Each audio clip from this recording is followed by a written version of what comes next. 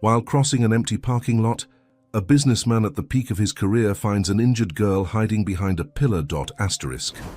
Frightened and barefoot, she says she lost everything because of a bad man who builds buildings. Intrigued by the coincidence and the details she reveals, he begins to suspect there is something far too dark about this story. Asterisk unaware, he is about to discover that the monster who destroyed the child's life has his own face. Chapter 1. The Encounter. Asterisk. Blake Harrington strode through the underground parking garage of Pinnacle Tower, Chicago's newest architectural marvel. His custom Italian loafers echoed against concrete as he twirled his car keys, still riding the high of closing the biggest deal of his career.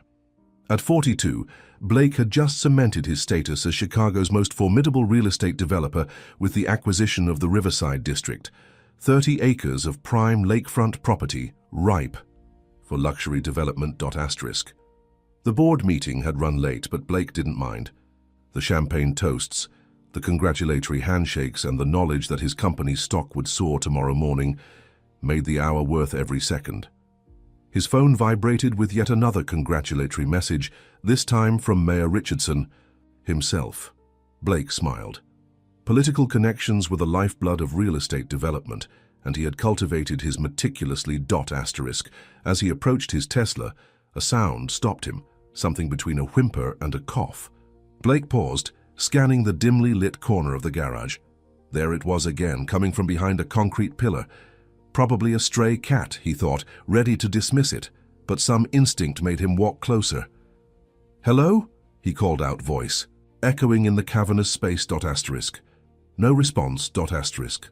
Blake approached cautiously, his hand hovering over his phone, ready to call security if necessary. When he rounded the pillar, what he saw made him freeze. Asterisk. A small girl, maybe 7 or 8 years old, huddled against the wall. Her clothes were dirty, her feet bare and scraped. Dark hair hung limply around a pale face smudged with grime. When she looked up, her eyes widened with terror. She scrambled backward, pressing herself impossibly further into the corner. Hey, Blake said softly, immediately crouching down to appear less threatening. "I'm not going to hurt you. Are you lost?" Asterisk. The girl stared at him, trembling slightly. "Are you the building man?" she whispered. "The building man," Blake repeated, confused. "The bad man who takes houses away." Asterisk. Something uncomfortable shifted in Blake's chest. "No," he lied instinctively. "I just work here. My name is Blake. What's yours?" Asterisk. She hesitated, then mumbled, "Lily." "Lily. That's a pretty name." He glanced around. "Where's your mom or dad?" "Lily. How did you get down here?" "I'm waiting for Mommy. She works at night cleaning offices." Her voice was so small Blake had to strain to hear it. "She didn't come back. When did you last see her?" Lily's forehead wrinkled in concentration. 3 days ago? I'm not sure. The pretty house is gone now." Blake's stomach tightened. 3 days. This child had been alone for 3 days. "You've been here all that time?" Asterisk. She nodded, pulling her knees tighter to her chest. "I'm waiting for Mommy." Asterisk. Blake shrugged off his suit jacket and gently placed it around her shoulders. It swallowed her tiny frame completely. "You must be hungry. When did you last eat?" Asterisk. Lily pointed to a small backpack beside her. "I had crackers and water from the bathroom." Asterisk. Blake felt sick. He pulled out his phone, then hesitated.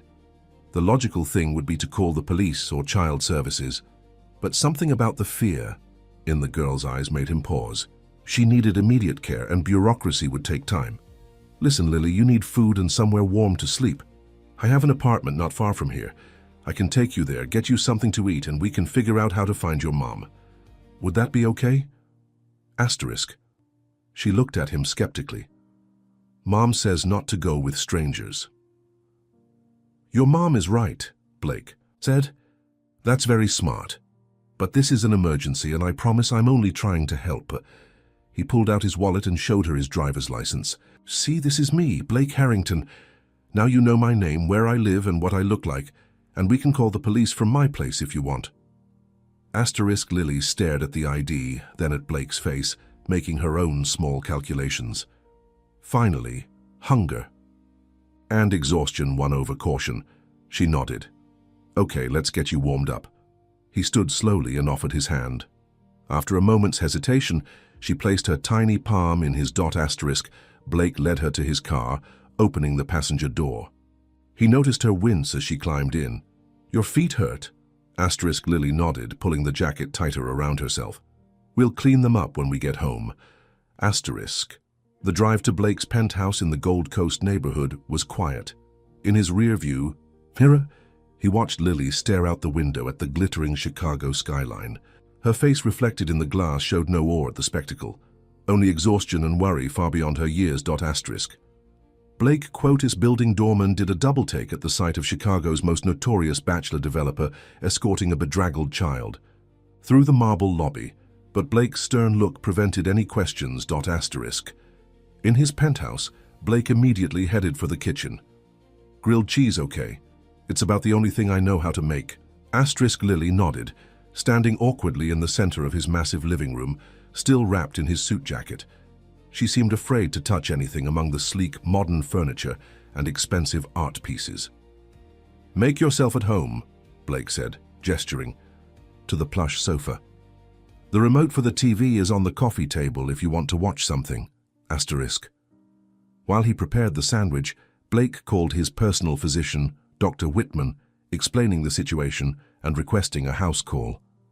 The doctor, accustomed to Blake's generous compensation for inconvenient timing, agreed to come within the hour. Asterisk. After Lily had eaten and Dr. Whitman had treated her scrapes and cuts, finding nothing more serious, thankfully, Blake showed her to one of his 3 guest bedrooms. He found an old t-shirt she could use as a nightgown and promised to be just down the hall if she needed anything. We'll find your mum tomorrow, he assured her as he turned off the light. Try to get some sleep. Asterisk. Back in his living room, Blake poured himself a scotch and stared out at the Chicago skyline. Something about Lily's story nagged at him. The pretty house that was gone now. The bad man who takes houses away. Asterisk. Blake. Harrington was that man. His company, Harrington Developments, had transformed Chicago's urban landscape over the past decade. Slums and aging properties replaced with gleaming towers and upscale communities. He had created billions in value for investors, for the city's tax base, for himself. Asterisk. There were always relocations, of course. That was the nature of progress, but everything was done legally with proper compensation. His company had policies, procedures, people were taken care of, weren't they? Blake pulled out his phone and called Marcus Reed, his executive assistant. Sir, is everything okay? Marcus answered, clearly surprised by the late call. I need you to pull some files for me, Blake said. All the relocation and compensation records from the Riverside District acquisition and the Westbrook Commons project from 2 years ago. Sir, that's thousands of documents. What exactly are you looking for? Asterisk. Blake hesitated. A woman, likely a single mother with a young daughter named Lily, probably working as an office cleaner. Now, they would have been relocated within the last 2 years. Asterisk. There was a pause on the line. Sir, is this related to the investigation that Channel 7 is threatening? What investigation? Asterisk. Another pause. I thought you knew. Legal sent a brief this morning. Some reporter is digging into claims about unpaid relocation compensation from the Westbrook project. Nothing substantiated yet. Blake's grip tightened on his phone. Get me those files first thing tomorrow and find out everything you can about that investigation. Asterisk. After hanging up, Blake returned to the guest room and quietly opened the door. Lily was fast asleep, her small body nearly lost, in the center of the king-sized bed. In sleep, the worry had melted from her face, leaving only the innocence of childhood. Asterisk. Blake felt something unfamiliar twist in his chest, something he hadn't experienced in the 20 years since he'd left behind his own humble beginnings in rural Indiana. Was it guilt? Responsibility? Whatever it was, he knew with sudden certainty that his life had irreversibly changed the moment he'd spotted Lily behind that pillar. Tomorrow, he would find answers. About Lily's mother, about what had really happened with the relocations his company had handled, about the bad man who takes houses away. For tonight, though, all he could do was ensure that this one child was safe, warm and fed, the very basics that his company's policies supposedly guaranteed for everyone affected by their developments. As Blake gently closed the door, he wondered how many other Lilies might be out there, displaced by the empire he had built with such single-minded determination. Chapter 2. The Connection. Blake awoke to the unfamiliar sound of cartoons playing in his living room. For a disorienting moment, he couldn't place the noise.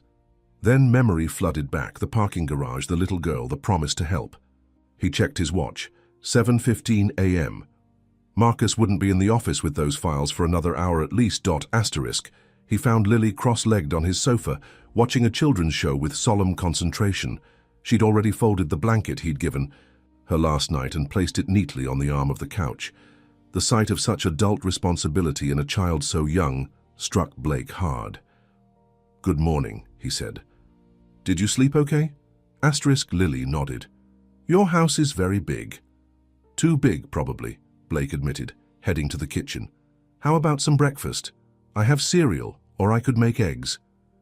"Cereal, please. Do you have—" "The kind with little marshmallows?" Blake had to smile. "Sorry, no marshmallows, but I have some with chocolate pieces." While Lily ate, Blake made coffee and considered his next move. "Lily, I need to ask you some questions about your mom and where you used to live. It might help us find her." She looked down at her cereal, pushing it around with her spoon. "Are you going to send me away?" "No," Blake said firmly, surprising himself with how much he meant it. "I promise to help, and I will, but we need to find your mom. She must be very worried." Lily's eyes welled up. "What if she doesn't want to find me?" "Hey," Blake said gently, moving to sit beside her. "Why would you think that?" "Because she was crying a lot. Because we had to move from our pretty house to the bad place where the ceiling leaks.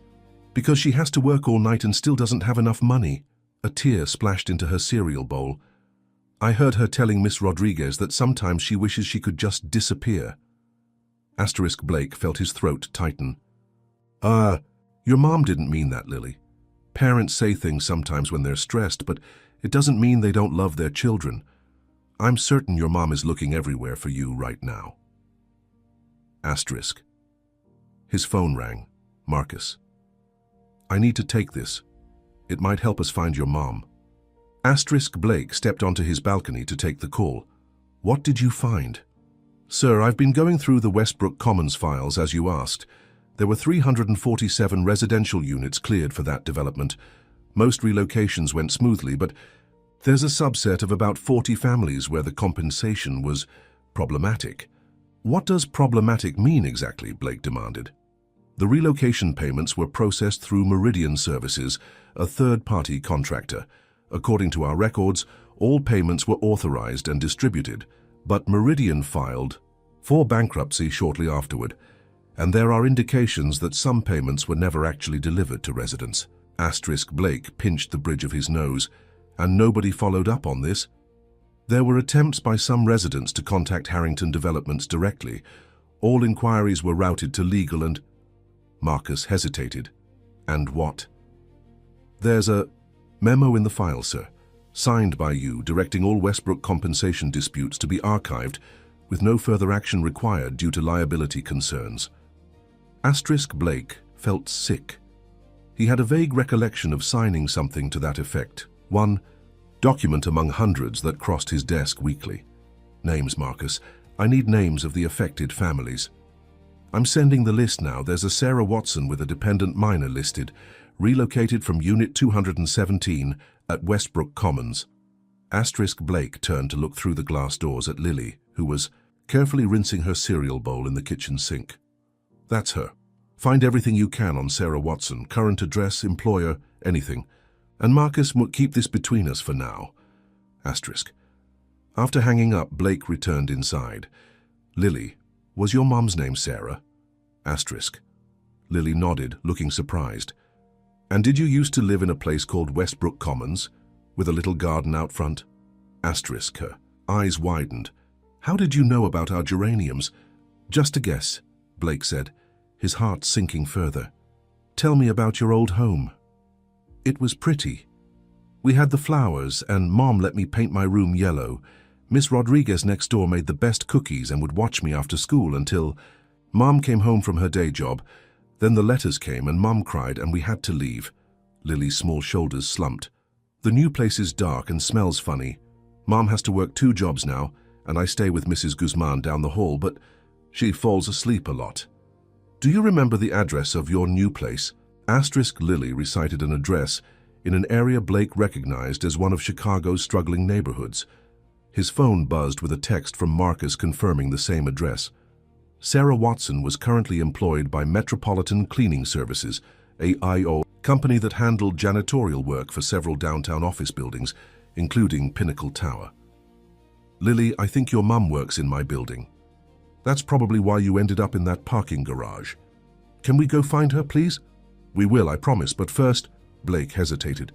Would you like some new clothes and maybe shoes? We could go shopping. Asterisk. Lily looked down at her dirty clothes and nodded. Asterisk. An hour later, after a quick trip to a nearby department store, Lily was dressed in clean jeans, a purple sweater, and new sneakers. Blake had also bought her a small backpack and filled it with essentials just in case. The saleswoman had given him an approving smile, assuming he was a father treating his daughter. Asterisk. Back at the penthouse, Blake settled Lily with a coloring book, another purchase from their shopping trip, and retreated to his home office. Marcus had sent over more files, and Blake began the sobering task of piecing together what had happened to the Watsons. Asterisk.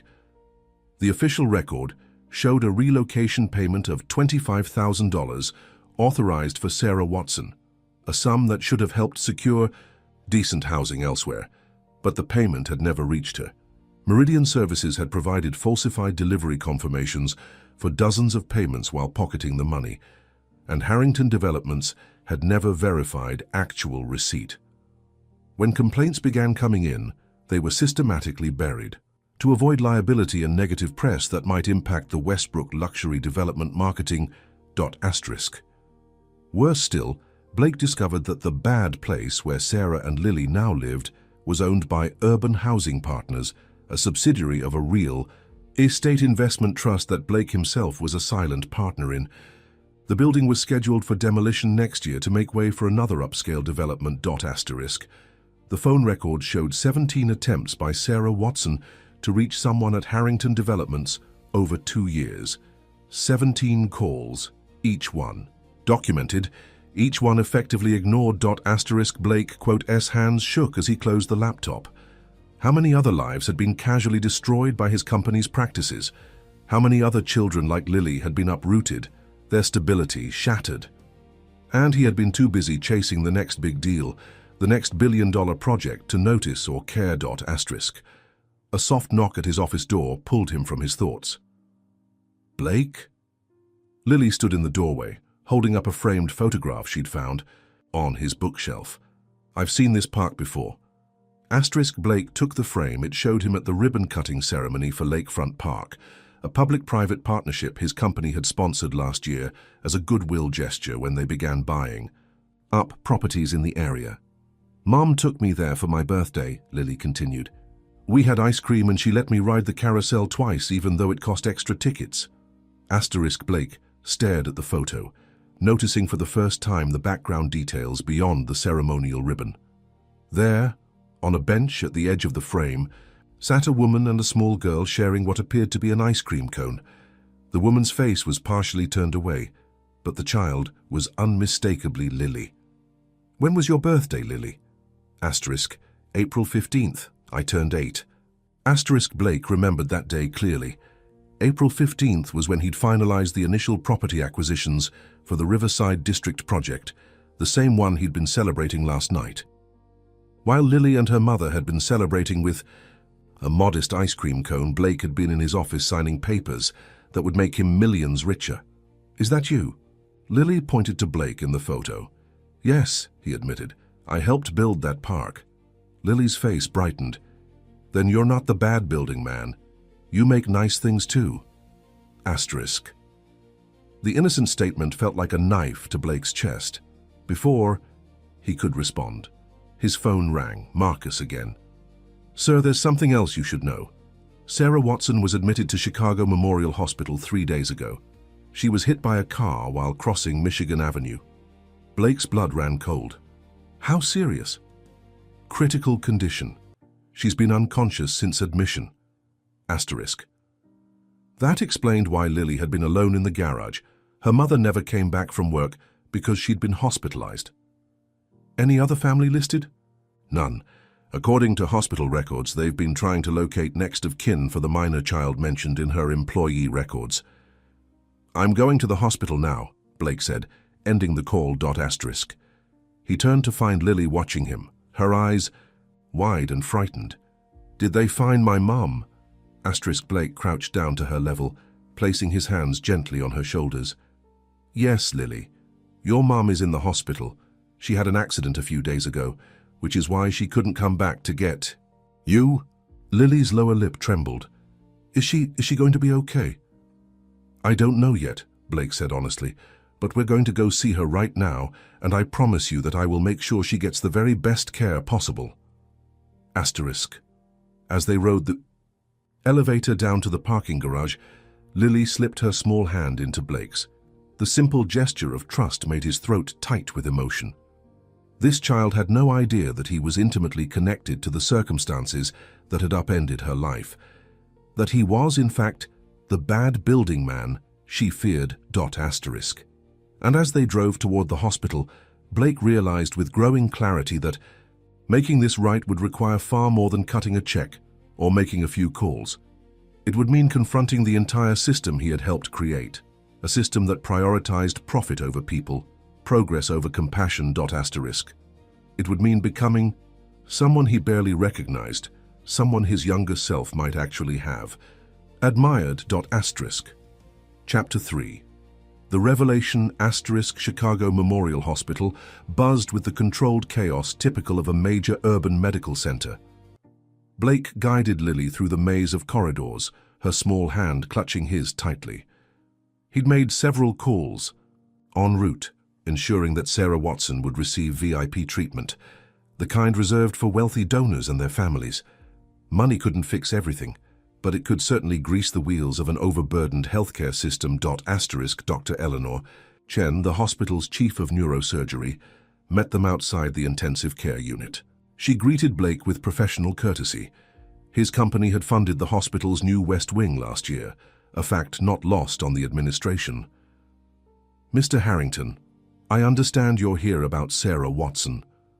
Her eyes flickered to Lily, her expression softening. And you must be Lily. Your mom has told us a lot about you. Asterisk. Lily looked up, hope brightening her face. She's awake? She talked about me? Asterisk. Dr. Chen exchanged a glance with Blake. She mentioned you when she first arrived. Sweetie, right now your mom is sleeping deeply to help her body heal. Asterisk. Blake recognized the gentle evasion for what it was. Dr. Chen, could I speak with you privately for a moment? He turned to Lily. There's a nurse's station right there. Could you sit in that chair where I can see you just for a minute? Asterisk. Once Lily was settled, Blake stepped aside with the doctor. Give it to me straight, he said quietly. How bad is it? Asterisk. Dr. Chen's professional demeanor remained intact, but her eyes conveyed gravity. Miss Watson suffered severe head trauma from the impact. We performed surgery to relieve pressure from cerebral hemorrhaging, but she hasn't regained consciousness since. Her condition is critical but stable. Prognosis: uncertain. Brain injuries are notoriously unpredictable. Some patients wake up in days, others... She left the sentence unfinished. She will have the best care, Blake said firmly. Whatever specialists, treatments, equipment needed, I'll cover everything. Asterisk. Dr. Chen studied him curiously. May I ask your relationship to Miss Watson? Asterisk. Blake hesitated. I'm responsible for her daughter at present, and I feel a certain responsibility for her situation as well." "I see." Her tone suggested she didn't entirely, but wouldn't press further. "You should know that social services has been notified about Lily. Without any family coming forward, they'll need to make arrangements for her care." "That won't be necessary," Blake said quickly. "I'll be taking care of her until her mother recovers." Dr. Chen raised an eyebrow. "That's not typically how these situations are handled, Mr. Harrington. There are protocols, legal requirements." "I understand," Blake interrupted. "Have your administration contact my attorneys. They'll arrange whatever temporary guardianship paperwork is required. In the meantime, can we see Sarah?" The doctor nodded reluctantly, briefly. "And prepare the child. There are tubes and machines that might frighten her." Blake returned to Lily, crouching before her chair. "We're going to see your mum now, but I need to tell you something important first. Your mum was hurt pretty badly, and the doctors are helping her sleep so her body can heal. She has some special equipment around her to help her breathe and monitor her heart. It might look scary, but it's all helping her get better." Lily nodded solemnly, like when people are in comas on TV. Blake was surprised by her perception. "Yes, something like that. But people wake up from comas all the time." "Will she know I'm there?" "I believe she will," Blake said, though he had no medical basis for this assertion. Sometimes people in comas can hear what's happening around them, even if they can't respond. Sarah Watson's room was quiet except for the rhythmic beeping of monitors and the soft hiss of the ventilator. She lay still, her face partially obscured by tubes and tape, a bandage wrapped around her head. Blake felt Lily freeze beside him, her hand suddenly gripping his with painful intensity. "Mom?" Her voice was barely audible. Blake gently guided her to the bedside. "It's okay to touch her hand. Just be gentle with the IV line." Lily reached out hesitantly, placing her small fingers over her mother's motionless ones. "Mom, it's me. Lily. I'm okay. I stayed where you said if we got separated." Her voice wavered. "Please wake up. I'll be really good. I won't ask for anything expensive." The monitor continued its steady beeping, Sarah's face remaining expressionless. Blake felt a lump form in his throat. "Can she have my picture?" Lily asked suddenly, pulling a folded paper from her new backpack, the drawing she'd been working on at the penthouse. It showed 3 figures, a woman, a child, and what appeared to be a man, standing beside a house with flowers. "That's a beautiful drawing," Blake said. "Oh, we can put it right here where she can see it when she wakes up." He took the picture and placed it on the bedside table, propped against a water pitcher. A nurse entered, carrying a plastic bag. "These are the patient's personal effects from admission. Hospital policy requires a family member to claim them." Blake took the bag. "Thank you, we'll take care of these." After promising Lily they would return tomorrow, Blake led her back to his car. She was unnaturally quiet. Her earlier animation completely vanished. In the passenger seat, she stared out the window, occasionally wiping her eyes with the sleeve of her new sweater. "She's going to wake up," Blake said, trying to sound confident. "Your mum is getting excellent care." Lily didn't respond. Back at the penthouse, Blake ordered dinner, while Lily sat curled on the sofa, hugging a decorative pillow to her chest. His efforts to engage her met with one-word answers or silence. He couldn't blame her. The shock of seeing her mother in such a state would be traumatic for anyone, let alone an 8-year-old child. After picking at her food, Lily asked to go to bed early. Blake tucked her in, promised to leave his door open in case she needed anything, and retreated to his living room, Sarah Watson's personal effects bag in hand. Inside comma. He found her wallet, a set of keys, a worn cell phone with a cracked screen, and a manila folder thick with papers. Opening the folder, Blake discovered what Sarah had been carrying when she was hit. Documentation of her family's displacement from Westbrook Commons, medical records for Lily showing asthma treatments likely triggered by poor living conditions in their current apartment, and meticulously calculated spreadsheets showing exactly what she believed Harrington Developments owed her family. At the bottom of the stack was a handwritten letter in a child's uneven scrawl. "Dear Mom, please, don't cry anymore. When I grow up, I will buy us a pretty house again. I love you, Lily." Blake set the papers aside, a wave of shame washing over him. He opened Sarah's phone, relieved to find it still had some battery life. The call history showed multiple attempts to reach Harrington Development's corporate office over the past week. The most recent call had been placed just hours before her accident. More disturbing was what he found in her text messages, an exchange with her current landlord, informing her that her rent was increasing by 30% next month, and if she couldn't pay, plenty of others will. The landlord's company name was listed in the contact, Urban Horizons Property Management. The subsidiary Blake had a stake in. Blake poured himself a scotch and walked to the floor-to-ceiling windows of his penthouse, staring out at the glittering Chicago skyline. How many of those lights represented families like the Watsons, struggling to keep a roof over their heads while people like him profited from their desperation? His phone rang. Marcus again. "What did you find?" Blake asked without preamble. "Sir, I've been going through security footage from Pinnacle Tower, as you requested. 3 nights ago, Sarah Watson attempted to access the executive floors after her cleaning shift. She had that documentation you mentioned with her. And she was stopped by security. Richard Coleman, our head of security, personally escorted her from the building." Blake closed his eyes. "Send me the footage." Minutes later, Blake watched the security video on his laptop. Sarah Watson, a slender woman with dark hair tied back, exhaustion evident even in the grainy footage, stood at the security desk, clutching the same manila folder Blake had just examined. Her expression was determined yet desperate as she argued with the guard. The footage showed Richard Coleman arriving, his imposing figure instantly recognizable. Words were exchanged. There was no audio, and Sarah became increasingly agitated, gesturing with the folder.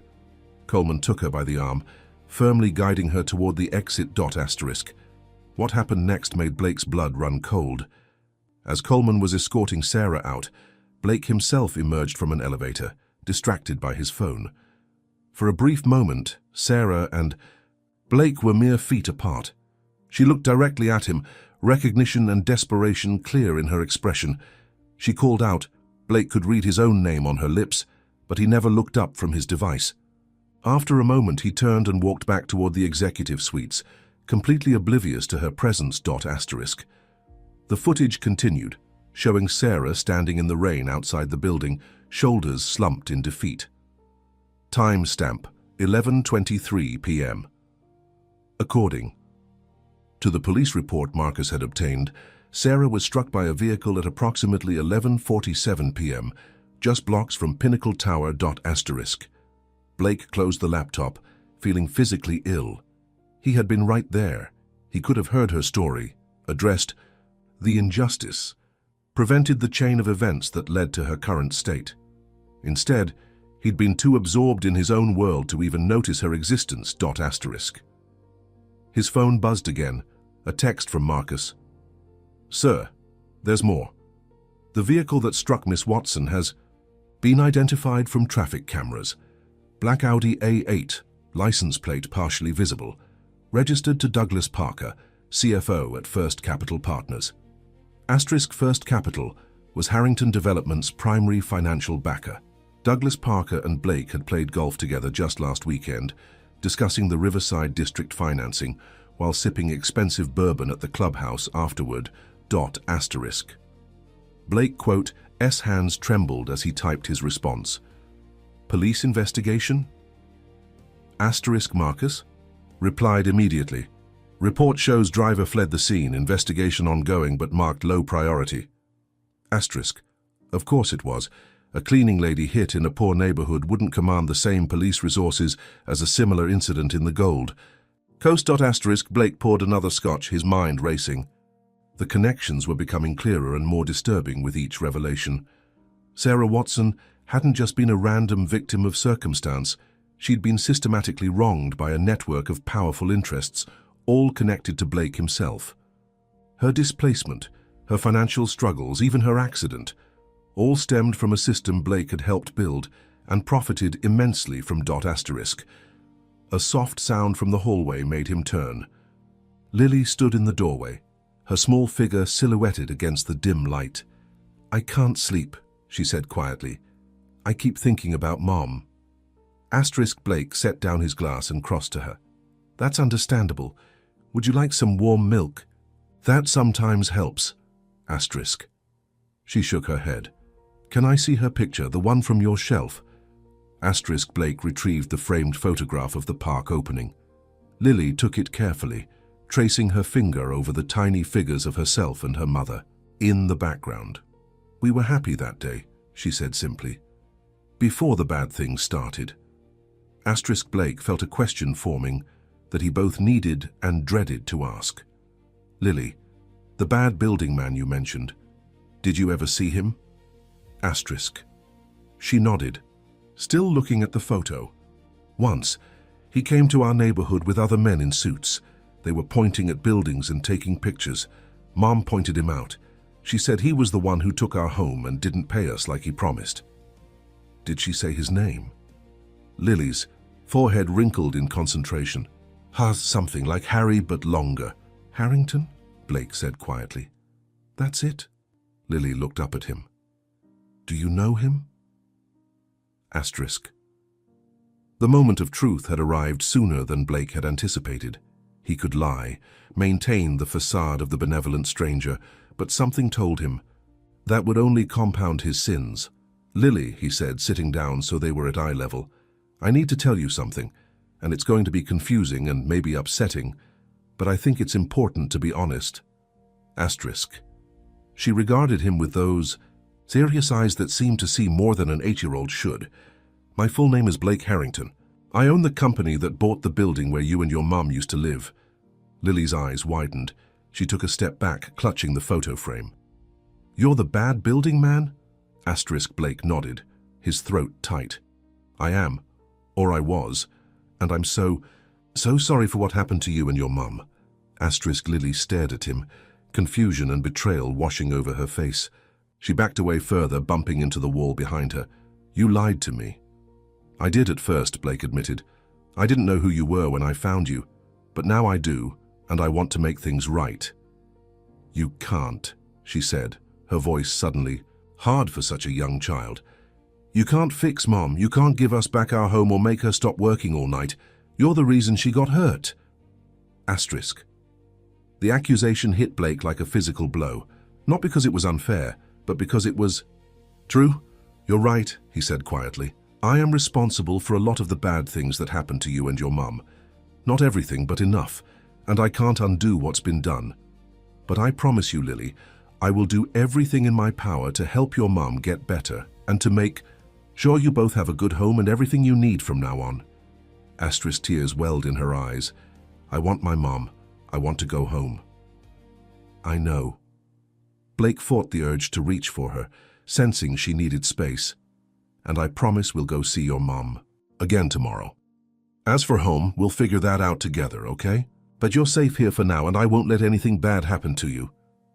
Lily said nothing more, just turned and walked back to the guest room, still clutching the photograph. Blake heard the door close softly. He remained sitting on the floor, his back against the wall, for a long time afterward. The child's simple accusation had laid bare the truth he'd been avoiding for years. Behind every successful development, every profitable acquisition, were real human lives affected by his decisions. Lives he had conveniently ignored in his pursuit of wealth and power. As the first light of dawn filtered through the windows, Blake made a decision. The path forward wouldn't be easy or comfortable. It would likely cost him much of what he'd spent his life building. But for the first time in decades, he felt the stirring of something like purpose, something beyond the next deal, the next profit margin. He would make this right, not just for Lily and Sarah, but for all the others who had been trampled in his company's relentless march toward progress, and he would start today. Chapter 4. The Investigation Asterisk. The Harrington Development's headquarters occupied the top 5 floors of Pinnacle Tower, its glass and steel facade gleaming in the morning. Sunlight. Blake entered through a private elevator, nodding tersely to staff members who greeted him with their usual deference. Today, however, he viewed the sleek modern offices through new eyes, seeing not achievement but the machinery of displacement that had affected so many lives like Lily S. Asterisk. Lily had barely spoken during breakfast or the ride to the private school where Blake had arranged for her to spend the day. A child psychologist friend of his had recommended normalcy and structure, and the exclusive academy had agreed to accept Lily as a visitor in their 3rd grade class. Blake had promised to pick her up before visiting Sarah at the hospital. Mr. Harrington, his executive assistant, greeted him, tablet in hand. The board is waiting in the conference room. They've called an emergency meeting regarding the Channel 7 investigation. Let them wait, Blake replied. I need you to pull additional files for me first. Get me everything on Douglas Parker's relationship with our security division, and find out who authorized Richard Coleman to intervene directly with visitors to the building. Marcus looked confused. Sir, Mr. Coleman reports directly to you. The protocol for handling unwanted visitors was established in your security directive last year. Blake felt another piece of the puzzle click into place. He'd approved a policy to keep protesters and critics away from executive offices, a policy that had prevented Sarah Watson from reaching him with her legitimate grievance. Change of plans, Blake said. Tell the board I'll be there in 30 minutes, and get Coleman up to my office, now. In his corner office, Blake reviewed the files Marcus had quickly assembled. The picture emerging was disturbing in its clarity. Douglas Parker, CFO of First Capital Partners, had been handling sensitive community issues related to Harrington developments for years. His name appeared on multiple internal memos regarding relocation disputes, always recommending the same approach. Deny, delay, and if necessary, discredit. Richard Coleman entered without knocking, his imposing frame filling the doorway. You wanted to see me, sir? Blake gestured to a chair. 3 nights ago, you escorted a woman named Sarah Watson from this building. Tell me about that interaction. Coleman's expression remained neutral. Just following protocol, sir. Unauthorized. Individuals attempting to access executive floors are to be removed immediately. She was becoming disruptive. Disruptive how? Insisting on seeing you personally, making accusations about the company, the usual complaints from these types. These types, Blake echoed, his voice dangerous. Coleman shifted uncomfortably. People looking for handouts, sir. Blake slid the security footage across the desk. Watch this. Then explain to me why you didn't inform me that a woman was specifically asking to see me regarding a legitimate business matter. Coleman watched the silent footage, his face hardening. As I said, we get dozens of people trying to access the executive floors with complaints. If I bothered you with each one. That wasn't your decision to make, Blake interrupted. What happened after you escorted her out? Did you call her a cab? It was pouring rain. Coleman's silence was damning. Did you contact Douglas Parker? After this incident, A flicker of surprise crossed Coleman's face. I don't know what you're talking about, sir. Don't lie to me, Blake said coldly. Phone records show you called Parker's private line at 11:27 p.m., 4 minutes after Sarah Watson left this building. 20 minutes later, she was hit by a car registered to Parker, who fled the scene. Now I'll ask you once more. What did you tell Parker? Coleman's composure cracked. Nothing specific, sir. Just that there might be a PR problem heading his way. A cleaning woman with documentation about Westbrook. He said he'd handle it. Blake felt physically ill. Get out of my office. You're suspended. Effective. Immediately. Security will escort you from the building. On what grounds? Coleman demanded. Potential criminal conspiracy for starters, Blake replied. I suggest you lawyer up. Now get out before I have you thrown out. After Coleman left, Blake sat heavily in his chair, the weight of what he'd discovered pressing down on him. He hadn't directly ordered the hit and run, but he had created the system and culture that made it possible.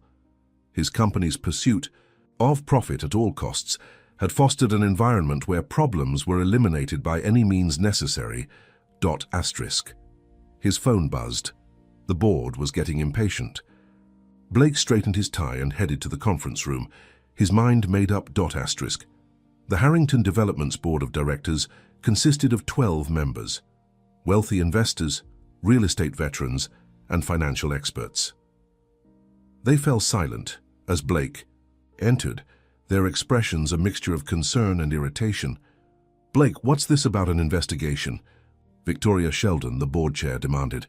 "PR says Channel 7 is running a piece on uncompensated relocations from the Westbrook project. They're claiming fraud and potentially criminal negligence." Blake took his seat at the head of the table. "The allegations are true." A stunned silence fell over the room. "What the hell are you talking about?" James Morrison, their chief legal counsel, finally sputtered. "Meridian Services, the contractor we hired to handle relocation payments, diverted funds meant for dozens of displaced families," Blake explained calmly. "They provided us with falsified confirmation of payments. When residents tried to contact us directly about missing compensation, their complaints were systematically buried. I personally signed off on a memo directing legal to ignore these claims." The board members exchanged alarmed glances. "This is potentially catastrophic," Morrison said. "If these allegations can be proven—" "They can," Blake interrupted. "I've already verified them myself." "Why are you telling us this?" Victoria asked, suspiciously. "And why now?" Blake met her gaze directly. "Because I'm going to fix it. I've instructed accounting to prepare compensation packages for every affected family from Westbrook Commons. The original payments plus interest and damages for hardship caused." "That could run into millions," protested Harold Fisher, their CFO. "27 million to be precise," Blake confirmed. "I've already authorized the transfers from my personal accounts to cover it." The room erupted in objections and questions.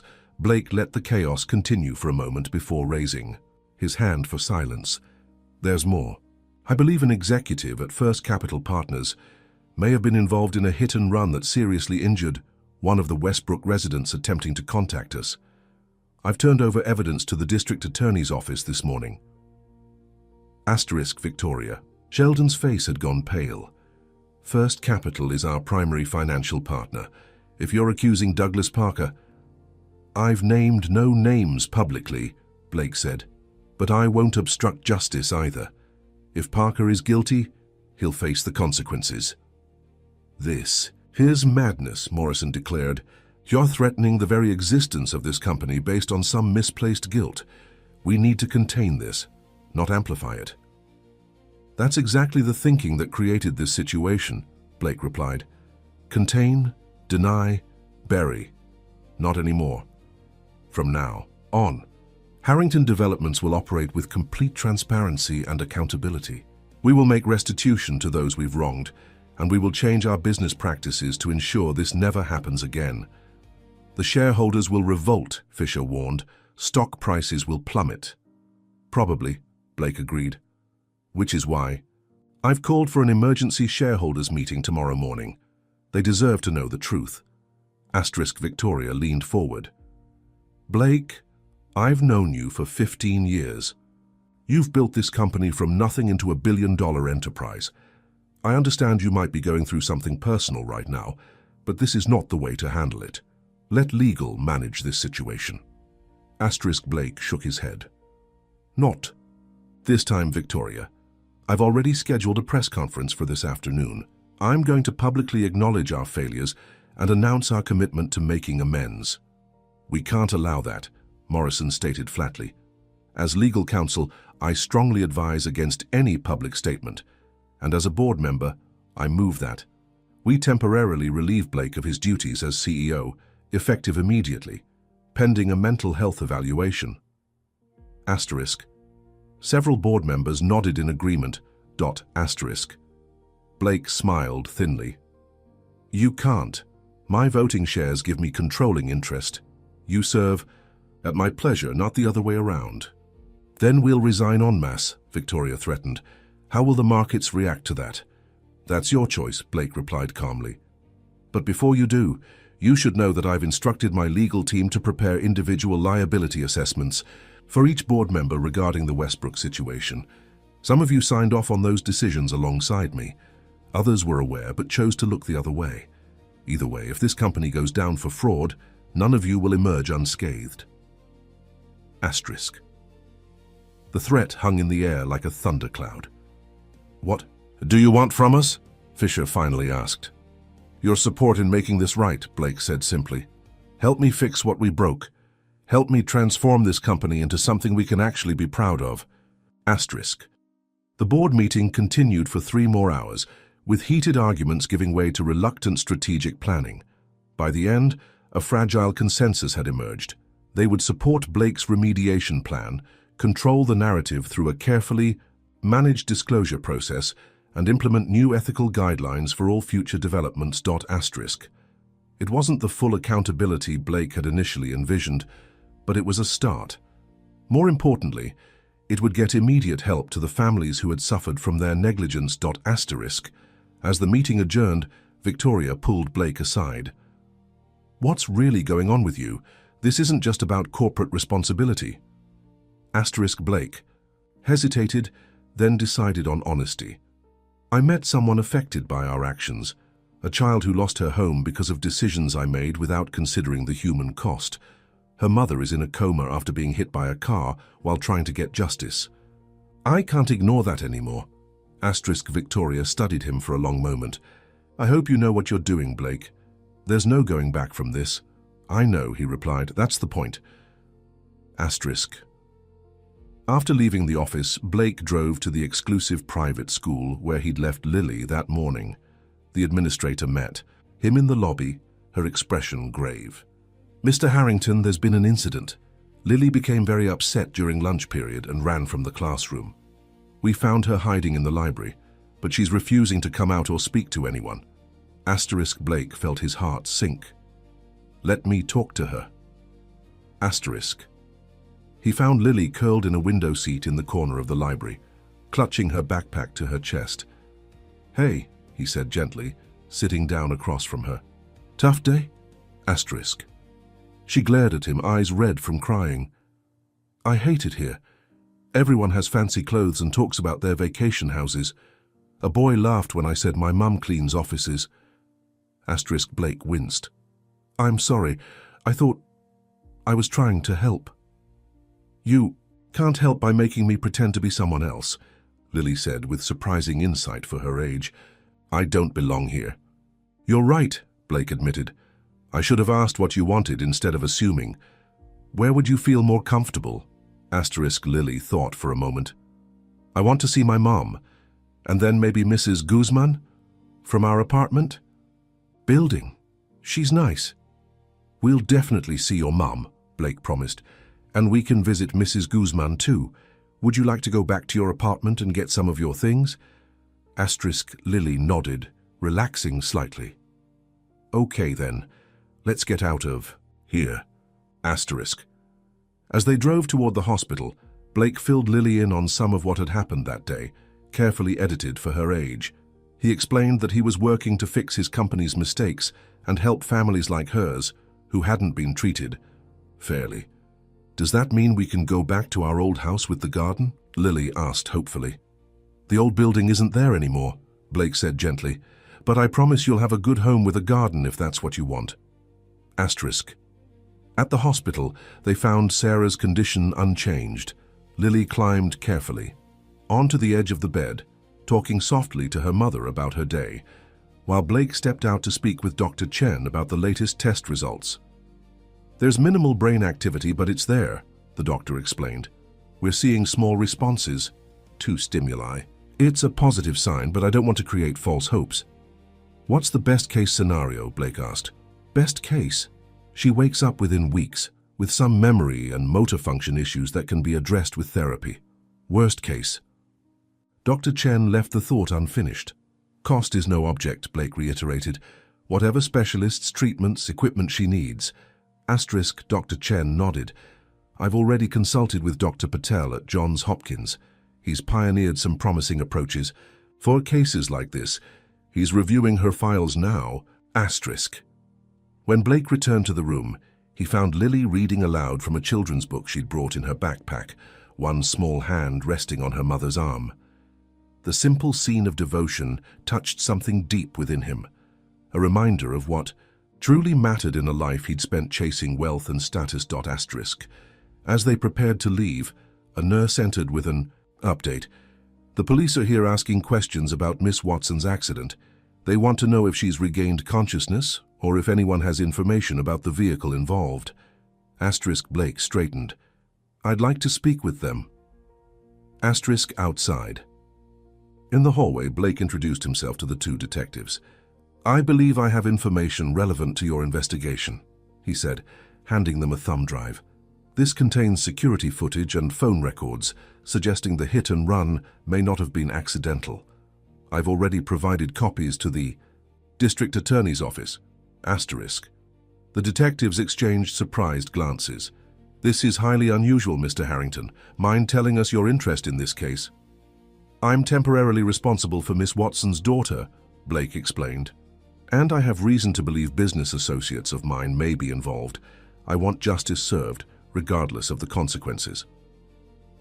Asterisk. After the detectives left, Blake took Lily to her apartment building in one of Chicago's struggling neighborhoods.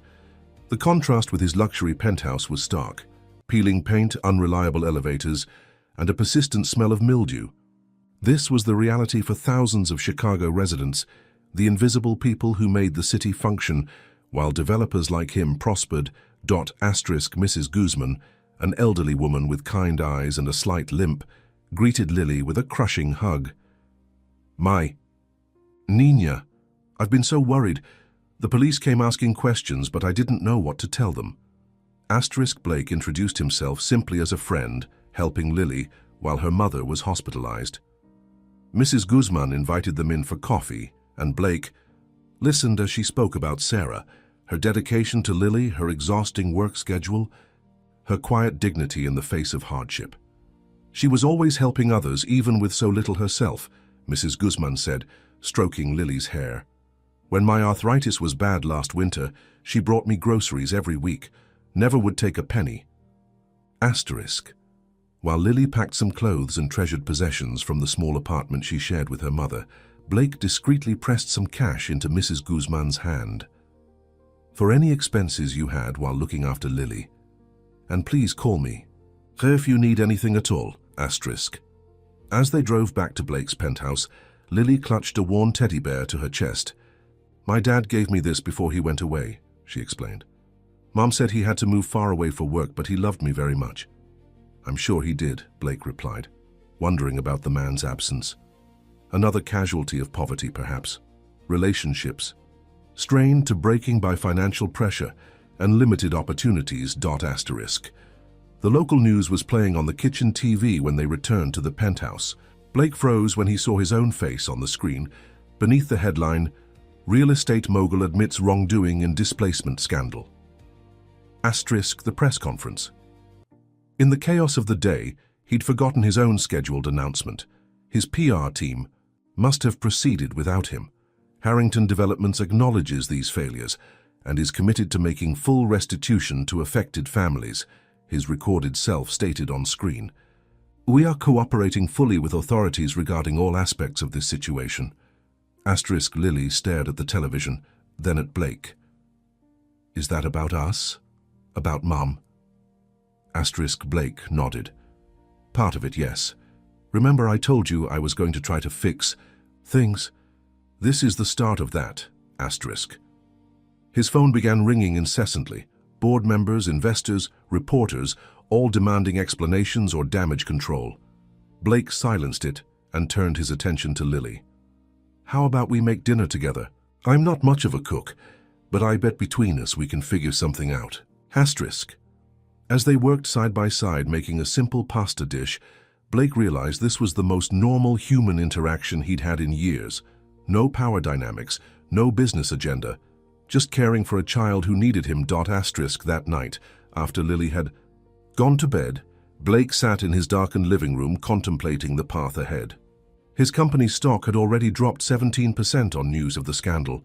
His reputation in business circles would be in tatters. Many of his so-called friends would distance themselves once the full story emerged.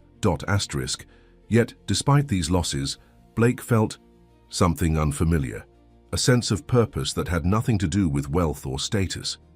For the first time in decades, he was acting in alignment with the values he'd abandoned in his climb to the top. His phone rang again, an unknown number. Blake almost ignored it, but something compelled him to answer. "Mr. Harrington, this is Nurse Jacobs from Chicago Memorial. I thought you should know." Sarah Watson showed signs of response during evening rounds. Her fingers moved when her daughter's name was mentioned. A small change, but significant. As Blake hung up, he found himself doing something he hadn't done since childhood. He prayed, not to any specific deity, but to whatever force might govern second chances, that Sarah Watson would wake up and find her world transformed for the better. And that maybe, just maybe, there could be redemption even for someone like him. Chapter 5. The Consequences, The following week brought a whirlwind of change to Blake's life. Harrington Development stock continued its free fall, losing nearly 40% of its value as investors fled the controversy. Business associates who had eagerly courted his attention now avoided his calls. The business press, which had once hailed him as Chicago's visionary developer, now ran headlines questioning his judgment and stability. Blake weathered the professional storm while establishing a new routine centered around Lily. Mornings began with breakfast together before a social worker named Miss Abernathy, appointed by the court to monitor Lily's temporary placement with Blake, arrived to take her to a more suitable school. Afternoons were spent at the hospital with Sarah, followed by dinner and homework at the penthouse. On this particular morning, Blake sat across from his attorney, Michael Prentice, in the penthouse's home office, reviewing the mounting legal challenges. "The shareholders are organizing a class action suit," Prentice explained.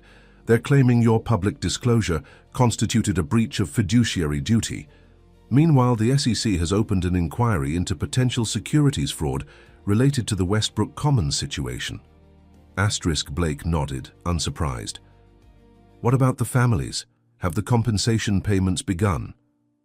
"Yes, but there's resistance from the board. They've filed for an injunction to block further payments pending a full audit."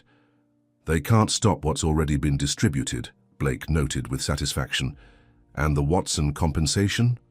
"Held in trust as you directed, awaiting Sarah's recovery or..." Prentice hesitated. "Alternative arrangements for Lily's guardianship." Blake frowned.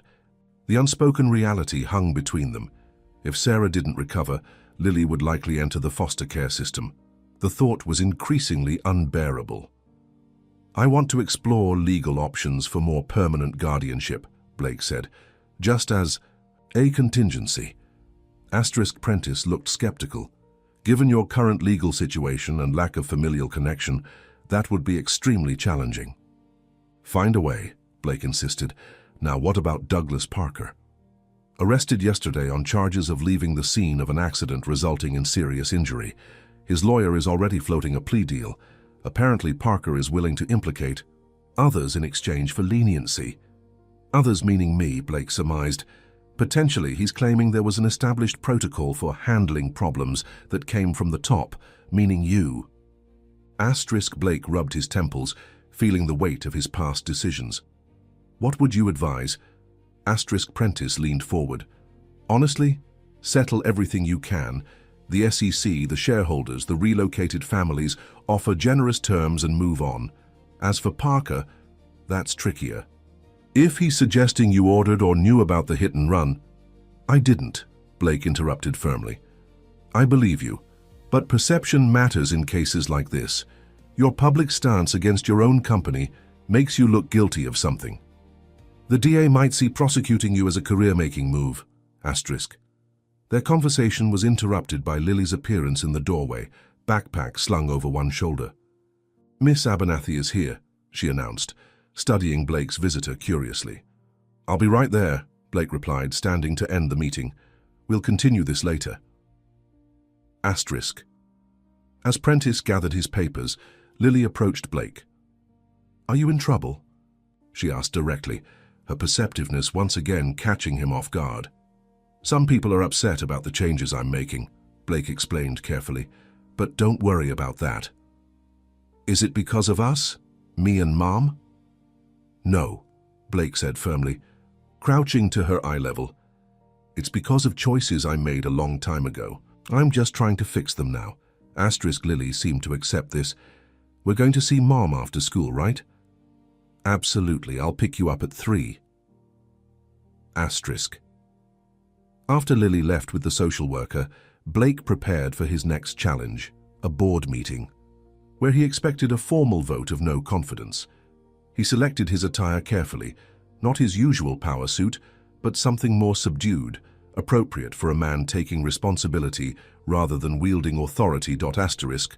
Arriving at Pinnacle Tower, Blake noted the changed atmosphere immediately. Security staff who once greeted him with deference now watched warily. Employees in the elevator averted their eyes or exited when he entered. The isolation of the powerful had transformed into the isolation of the fallen. Asterisk. The boardroom, typically a space where Blake commanded absolute respect, now felt hostile territory.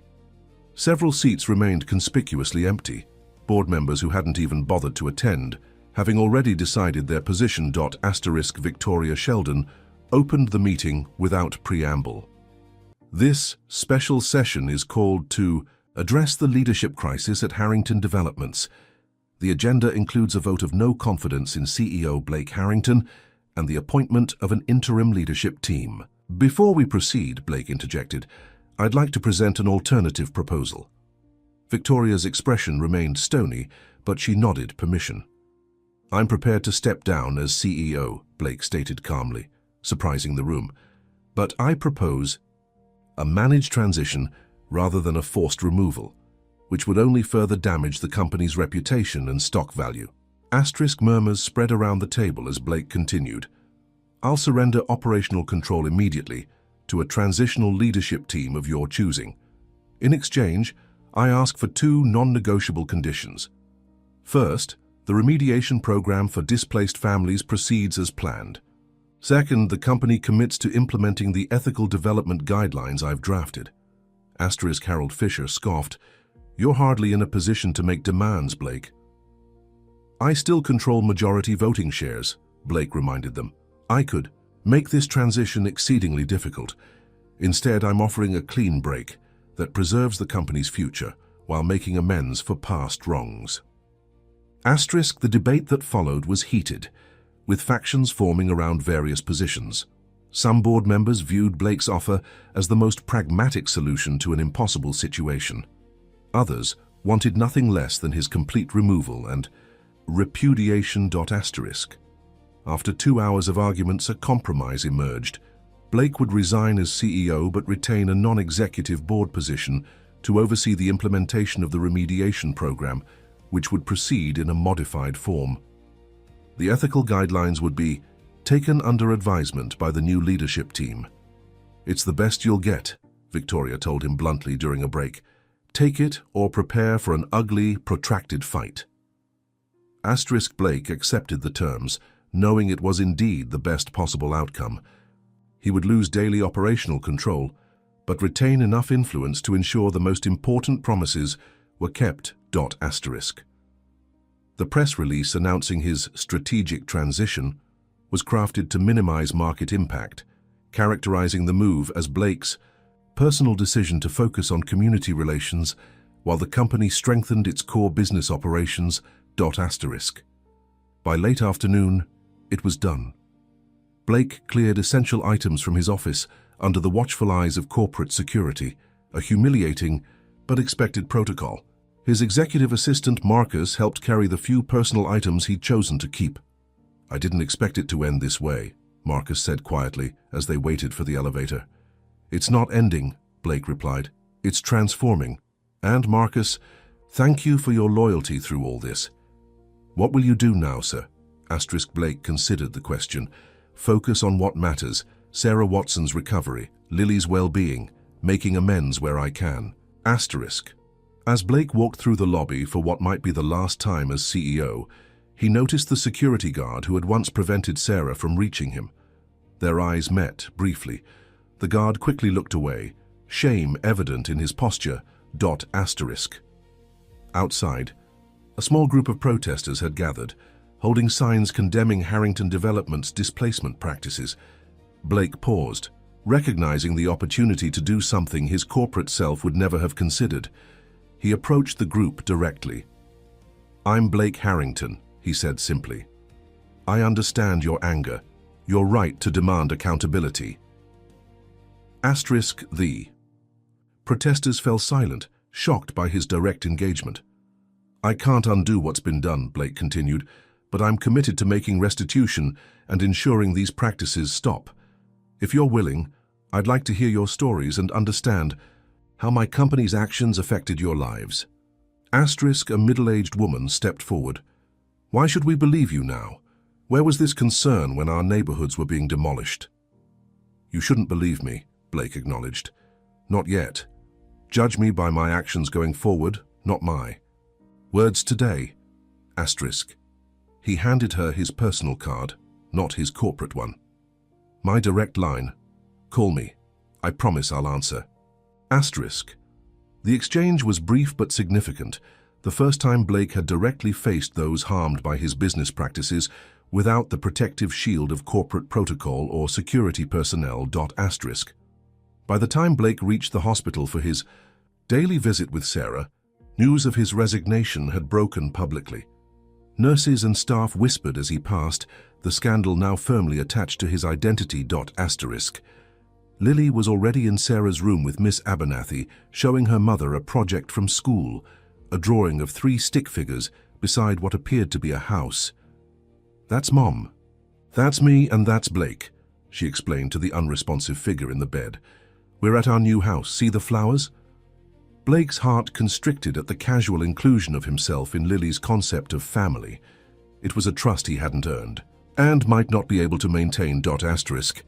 Miss Abernathy pulled him aside as Lily continued talking to her mother. "Mr. Harrington, given today's developments, we need to discuss Lily's placement.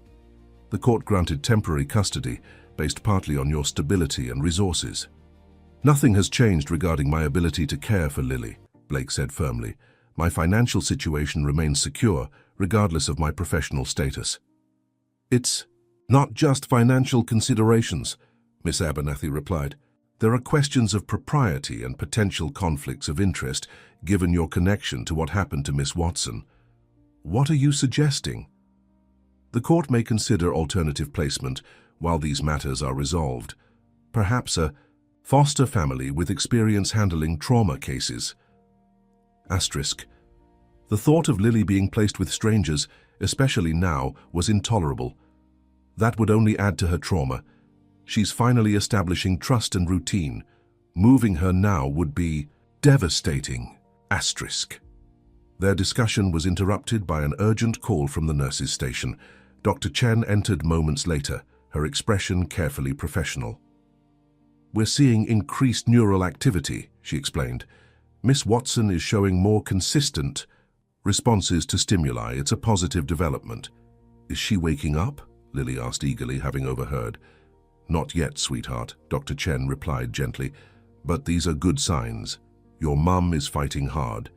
Asterisk. After Lily returned to Sarah's bedside, Blake pressed for more details. "It's encouraging," Dr. Chen said quietly, "but recovery from severe brain trauma is a marathon, not a sprint. Even if she regains consciousness, there will likely be significant challenges ahead."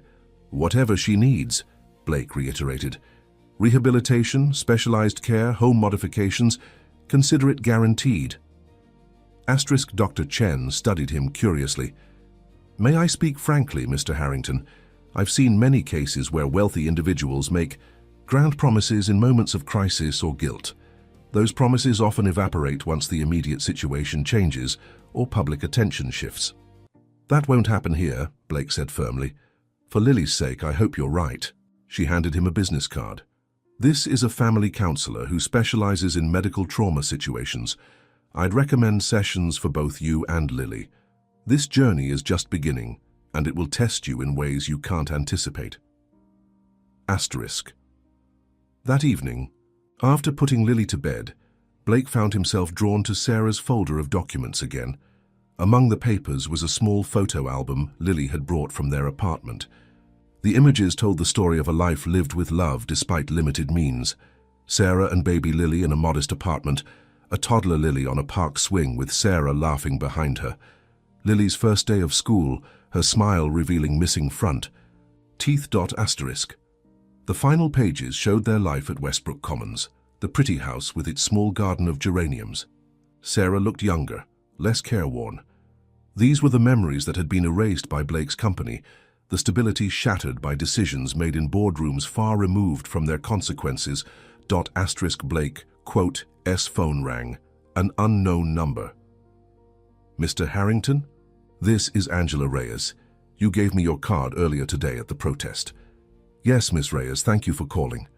I represent the Westbrook Commons Tenant Association. We've been fighting for justice for 2 years. Now suddenly you want to talk? I do, Blake confirmed. Not as CEO of Harrington Developments, but as someone trying to make amends. What happened to your community was wrong, and I bear responsibility. Asterisk. There was a long pause. We're meeting tomorrow evening at First Baptist on Harrison Street. 7 p.m. If you're serious, come alone. No lawyers, no assistants, just you. I'll be there, Blake promised. Asterisk. After hanging up, Blake poured himself a scotch and moved to the window. The Chicago skyline glittered before him, a landscape he had helped shape with his developments. He had once viewed it with pride, seeing only the gleaming towers and prosperous neighborhoods his company had created. Asterisk.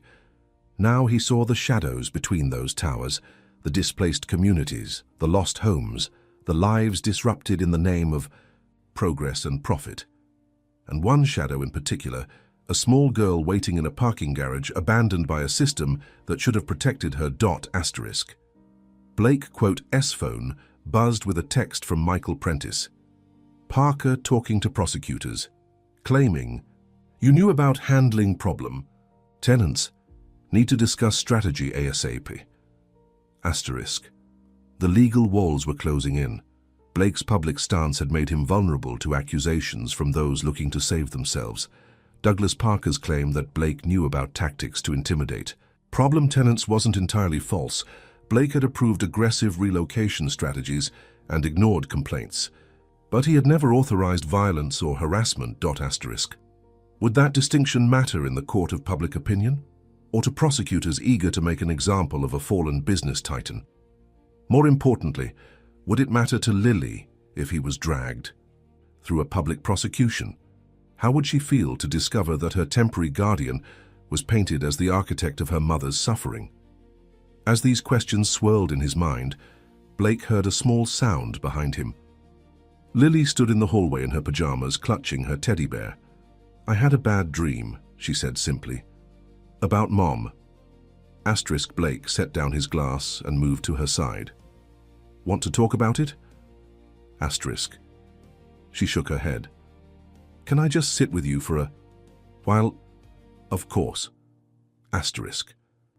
They settled on the sofa, Lily leaning against Blake's side, the teddy bear squeezed tightly in her arms. Neither spoke for several minutes. Blake, she finally whispered, what happens if Mom doesn't wake up? Asterisk. The question he'd been dreading asked with a child's directness. Your mom is getting stronger every day, Blake said carefully. The doctors are seeing good signs. But what if she doesn't? Lily persisted. Will I have to go live with strangers? Asterisk. Blake took a deep breath. I don't know exactly what would happen, Lily, but I promise you this. I will do everything in my power to make sure you're safe and cared for, no matter what. Could I stay with you? The question was barely audible. Asterisk. Blake felt something shift. Inside him, a crystallization of purpose that transcended legal complications, professional fallout, and uncertain futures. If that's what you wanted, and if it were legally possible, yes, he said honestly, I would want that very much. Asterisk Lily nodded, seemingly satisfied with this answer. She closed her eyes, her small body gradually relaxing against him as sleep reclaimed her. Asterisk. Blake remained motionless, unwilling to disturb her rest. In the quiet darkness, he made a silent vow. To Sarah, to Lily, to himself. Whatever the cost. To his reputation, his career, or his freedom, he would see this through. He would ensure justice for Sarah, security for Lily, and restitution for all those harmed by his company's actions. Asterisk. The path ahead would be difficult, perhaps even dangerous, given the powerful interests now aligned against him. But for the first time in decades, Blake Harrington's course was determined not by profit or prestige, but by something far more fundamental. The simple promise made to a child who had lost everything, yet still found the courage to trust. Chapter 6. The Awakening. Asterisk. The basement of First Baptist Church on Harrison Street hummed with tense energy as Blake entered. Conversation stopped abruptly, all eyes turning to the unexpected presence of Chicago's most controversial developer. About 30 people sat in folding chairs arranged in a semicircle, former residents of Westbrook Commons, now scattered across Chicago's struggling neighborhoods. Asterisk. Angela Reyes, a dignified woman in her 50s, approached him. "You actually came." "I said I would," Blake replied, conscious of the hostility radiating from the gathered residents. "Folks, this is Blake Harrington," Angela announced. "He's here to listen to our stories. No recordings, no press, just talking face to face." Asterisk 4. The next 3 hours, Blake did exactly that. Listened as resident after resident described the impact of displacement on their lives. An elderly man who'd lost access to his medical providers when forced to move across town. A single mother whose children had to change schools mid-year, derailing their academic progress. A carpenter who lost his workshop, and with it, his livelihood. Asterisk. What struck Blake most wasn't just the financial hardship, though that was significant. It was the dissolution of community. The support networks, friendships, and neighborhood bonds shattered when Westbrook was demolished. "We weren't just losing apartments," Angela explained. "We were losing our safety net. The neighbor who watched, your kids when you worked late, the retired nurse who checked on the elderly, the community garden where we grew food to supplement tight budgets." Asterisk. Blake had never considered these dimensions of displacement. In corporate presentations, relocations were clinical data points. Units cleared, compensation disbursed, development timelines maintained. The human ecosystem destroyed in the process had been entirely invisible to him.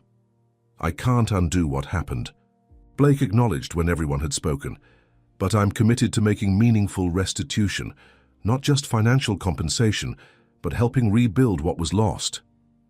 "Pretty words," a young man called out, "but your company's already walking back the promises you made. We've seen the press releases about revised compensation plans." "That's why I'm here as an individual, not as a corporate representative," Blake explained. "I'm establishing a separate foundation, funded from my personal assets, specifically to address community restoration. I'd like your association to have a governing role in determining how those resources are allocated." Asterisk. Angela looked skeptical. "What exactly are you proposing?" "A $10 million initial commitment," Blake stated, "focused on 4 areas: housing assistance, education support, healthcare access, and small business restoration. The foundation would be independently governed, with majority representation from affected communities." Asterisk. The room fell silent, the residents exchanging stunned glances. "Why should we believe you?" Angela finally asked. "Why the change of heart after years of ignoring our attempts to communicate?" Asterisk. Blake considered his answer carefully. The full truth about finding Lily, about Sarah's condition, felt too personal to share with strangers.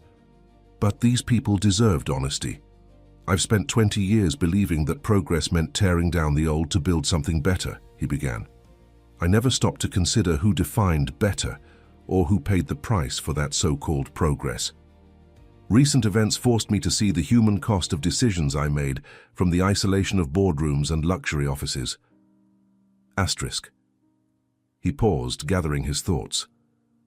I'm not asking for forgiveness or redemption. I'm simply trying to address harms I helped create. Whether you choose to work with me or not, the foundation will proceed. The funds will be placed in an irrevocable trust within the week. Asterisk. The meeting continued for another hour, the conversation shifting from recrimination to cautious discussion of practical needs and potential programs. No consensus was reached, but Angela agreed to present the proposal to the wider association membership and continue the dialogue. Asterisk. As Blake prepared to leave, an elderly woman who had remained silent throughout the meeting approached him. My grandson has asthma, she said without preamble. Got much worse after we moved to the new place. Mold in the walls. When he can't breathe at night, I sit up with him wondering if this is the time we'll need to call an ambulance we can't afford. Asterisk. Blake waited, sensing she had more to say. Money. Helps, but it doesn't fix everything, she continued. What we need is for people like you to see people like us as human beings, not obstacles to your next big project. You're right, Blake said simply, and I can't promise to fix a system I helped create, but I can promise to try. Asterisk. She studied his face for a moment, then nodded once. We'll see. Asterisk. The encounter left Blake profoundly unsettled as he drove back across the city. The foundation was a start, but the elderly woman's words highlighted the limitations of even the most well-intentioned remediation efforts. Some harms couldn't be undone with money or programs. They required fundamental changes to the systems that enabled them in the first place. Asterisk. Blake, quote, phone rang. Dr. Chen from the hospital. Mr. Harrington, you need to come immediately. Sarah Watson is showing signs of emerging consciousness. Asterisk. Blake made it to Chicago Memorial in record time, racing through corridors until he reached Sarah's room. Dr. Chen met him outside. She's not fully conscious, but she's responding more consistently to verbal commands. Squeezing hands on request, tracking movement with her eyes. These are significant improvements. Does Lily know? We've contacted Miss Abernathy. She's bringing her now. Asterisk. Inside the room, a neurologist was conducting tests, asking Sarah to blink once for yes, twice for no. Her responses were slow but deliberate. Sarah, do you know where you are? The doctor asked. Asterisk. 1 blink. Yes. Are you in pain? Asterisk. 2 blinks. No. Do you remember what happened to you? Asterisk. A long pause. Then 2 blinks. Asterisk. The doctor turned to Blake. This is very encouraging, but please understand we're still early in the process. Recovery from traumatic brain injury is rarely linear or complete. Asterisk. Lily arrived minutes later, bursting into the room with Miss Abernathy close behind. Mom! Mom! She rushed to the bedside, hesitating just before touching Sarah's hand. Can I hold her hand? Will it hurt her? It won't hurt her, the doctor assured her. In fact, familiar touch is beneficial. Asterisk. Lily carefully placed her small hand in her mother's. Mom, it's me, Lily. Can you hear me? Sarah's fingers twitched, then slowly curled around her daughter's hand. A single tear slipped from the corner of her eye. She knows it's me, Lily exclaimed. She's holding my hand. Asterisk. Blake watched from the doorway, reluctant to intrude on their reunion. Sarah's eyes shifted, scanning the room until they landed on him. Something flickered in her gaze. Recognition, perhaps, or confusion. Blake has been taking care of me, Mom, Lily explained, following her mother's line of sight. He's been really nice. He takes me to school and makes sure I eat vegetables and everything. Sarah's eyes remained fixed on Blake, her expression unreadable in her still limited mobility. Asterisk. Dr. Chen gently suggested they not overwhelm Sarah with too much stimulation. Short periods of interaction are best for now. Will gradually increase as she continues to improve. Asterisk. In the hallway, the neurologist provided a more detailed assessment. Miss Watson is showing remarkable progress, but there's a long road ahead. She'll need extensive rehabilitation, physical, occupational, and speech therapy, and there may be cognitive and emotional challenges we can't yet assess. Whatever she needs, Blake assured them, his standard response becoming something of a mantra. Asterisk. Later that evening, After bringing Lily home for dinner and homework, Blake received another call that shifted the trajectory of his increasingly complicated situation. Michael Prentice, his attorney, sounded uncharacteristically agitated. The DA is moving forward with charges against Parker, Coleman, and potentially others in connection with Sarah Watson's accident. They want you to come in for questioning. As her witness? They're not specifying. My contact in the prosecutor's office indicates they're exploring conspiracy charges that could extend beyond the direct perpetrators. Blake absorbed this news. When? Tomorrow morning. And Blake, this is serious. If they can establish any knowledge or tacit approval of tactics used against problematic residents, you could be facing criminal charges. The implication was clear. Blake's public campaign for accountability had painted a target on his own back. Those seeking to protect themselves, like Parker and Coleman, would have every incentive to implicate him in their actions. "I'll be there," Blake said. And Michael, no evasive tactics. I'll answer their questions directly and honestly. The attorney sighed. That approach carries significant risks. So does continuing to evade responsibility, Blake replied. I've done enough of that. After. Hanging up, Blake found Lily in the guest room that had gradually become hers, arranging family photos on the dresser, pictures she'd brought from her apartment. Is everything okay? She asked, showing the perceptiveness that still caught him off guard. Just some business things to take care of tomorrow, Blake said, sidestepping the full truth. Hey, I had an idea. Since your mum is doing better, maybe we could decorate her hospital room, make it less hospital-y? Lily brightened. Could we bring her yellow flowers? She loves yellow. Absolutely. And maybe some photos like these, things that will make her happy when she's more awake. They spent the evening selecting photos and making colorful cards for Sarah's room.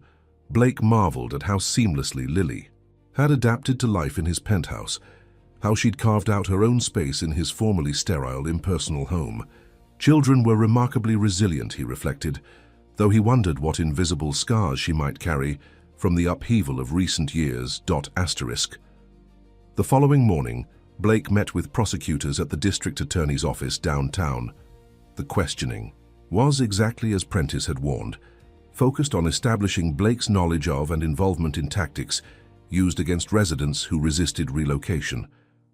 Mr. Harrington, were you aware that Richard Coleman maintained a special handling protocol for persistent complainants from Westbrook Commons? Assistant DA Ramirez asked. I was aware of security protocols for restricting access to executive floors, Blake answered carefully. I did not authorize harassment or intimidation of former residents. Yet you signed a memo specifically directing that complaints from these individuals be ignored. How would you characterize that action? As negligent and wrongful, Blake admitted. I routinely sign documents presented by legal without adequate review. That doesn't excuse my responsibility, but it explains how such directives were approved, without my full understanding of their implications.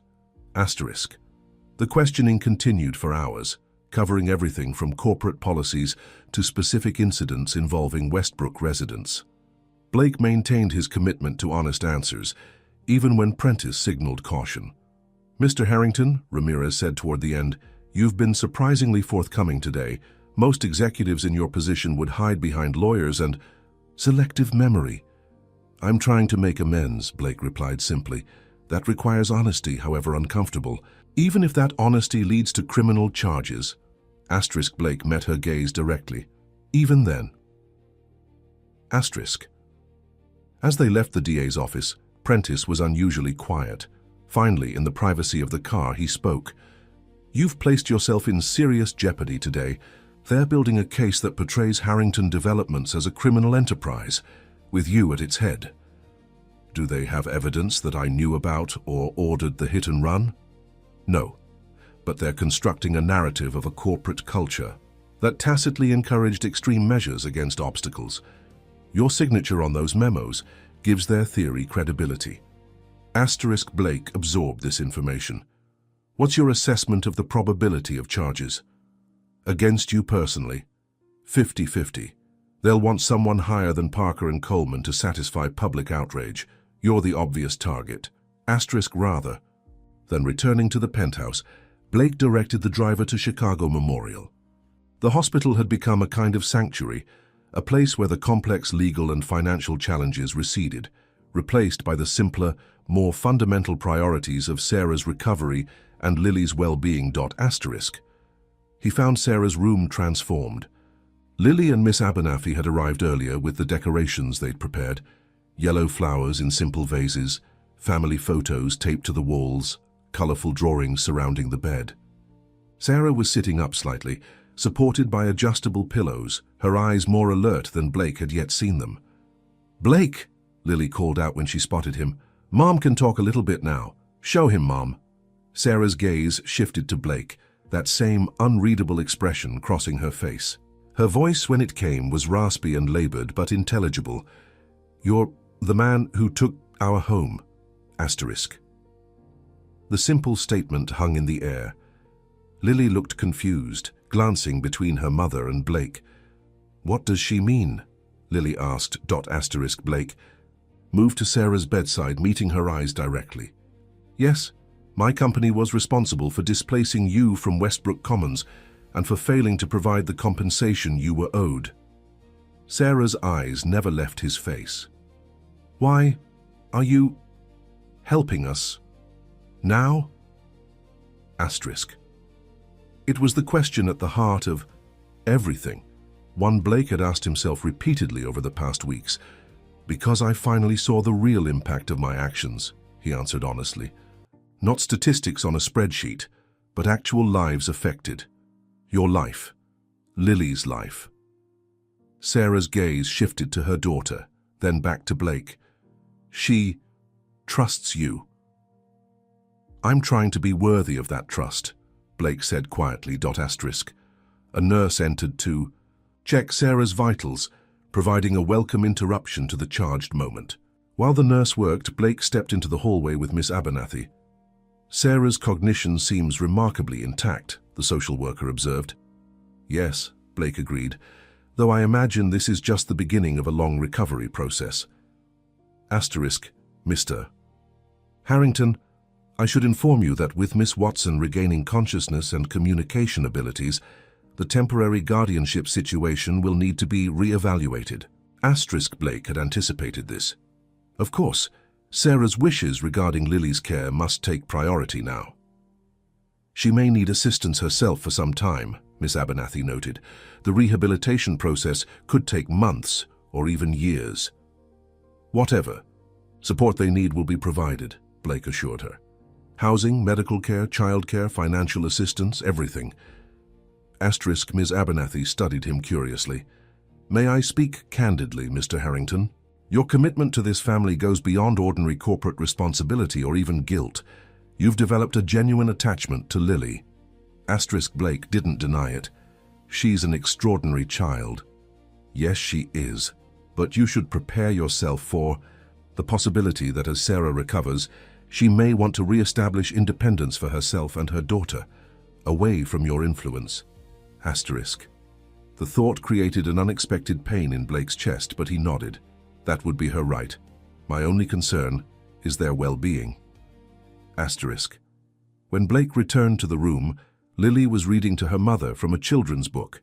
Sarah's eyes were heavy with fatigue, but focused intently on her daughter. The scene, mother and child reconnecting after their traumatic separation, was both beautiful and poignant. Asterisk. Blake hung back, suddenly feeling like an intruder. This was their moment, their reunion. His role in their lives had always been temporary, a circumstantial intervention rather than a permanent fixture. Asterisk. As if sensing his thoughts, Sarah's eyes shifted to him once more. With visible effort, she formed her next words carefully. "Thank you, Tao, for taking care of her." Asterisk. The simple acknowledgement, coming from the woman whose life had been so profoundly impacted by his company's actions, affected Blake deeply. "It's been my privilege," he replied truthfully. Asterisk. Later that afternoon, as Lily continued her visit with Sarah, Blake stepped outside to take a call from Angela Reyes. "The association met last night," she informed him. "We've decided to accept your foundation proposal with some modifications to the governance structure. We want a legally binding framework that can't be altered without community approval." "That's entirely reasonable," Blake agreed. "Have your attorneys draft what you need." "There's something else," Angela continued. "We've been contacted by the district attorney's office. They want statements from former residents regarding corporate practices during the Westbrook relocation." Blake understood the implication. Resident testimony about harassment, intimidation, or neglect would strengthen the case against Harrington Developments and potentially against him personally. "You should cooperate fully," he said after a moment. "Tell the truth about what happened. Even if that hurts your case?" "The truth is what matters now," Blake replied. "No more covering up or looking the other way." After hanging up, Blake sat on a bench in the hospital courtyard, contemplating the converging threads of his unraveling life. The professional consequences were already manifest. His resignation, the company's distancing itself from his new values, the collapse of business relationships built over decades. Now legal jeopardy loomed as well, with the very real possibility of criminal charges. His personal reputation lay in tatters, with former associates abandoning him and the press portraying him alternately as a hypocrite, a villain, or a man suffering a midlife crisis. Yet amid this disintegration of his former life, something new had emerged, something genuine and meaningful. His connection with Lily, his commitment to making amends, not just with words but with concrete actions, the foundation for displaced residents. Sarah's ongoing care. For the first time in his adult life, Blake Harrington was making decisions based not on profit or status, but on human impact. The irony wasn't lost on him. He had found his moral compass only after his ethical failures had caused irreparable harm. As the sun began to set over Chicago's skyline, Blake watched medical staff changing shifts, families visiting loved ones, life continuing in its imperfect, resilient way. Whatever came next, legal charges, financial setbacks, public condemnation, he would face it with the clarity of purpose that had been missing from his life for too long. His phone buzzed with a text from Lily. "Mom's sleeping now. Can we go get dinner? I'm starving." Blake smiled, typing back a reply. "Absolutely. Meet you at the elevator in 5 minutes." Some things were simple, after all. Chapter 7. The Redemption. 6 months later, the small house in Evanston glowed, with autumn light filtering through newly installed windows. The modest property, 3 bedrooms, a finished basement, and a backyard with space for a garden, sat on a quiet street lined with mature maple trees just beginning to show their fall colors. It was nothing like Blake's luxury penthouse, but that was precisely the point. In the kitchen, Sarah Watson practiced her physical therapy exercises while preparing lunch, her movements deliberate but increasingly fluid.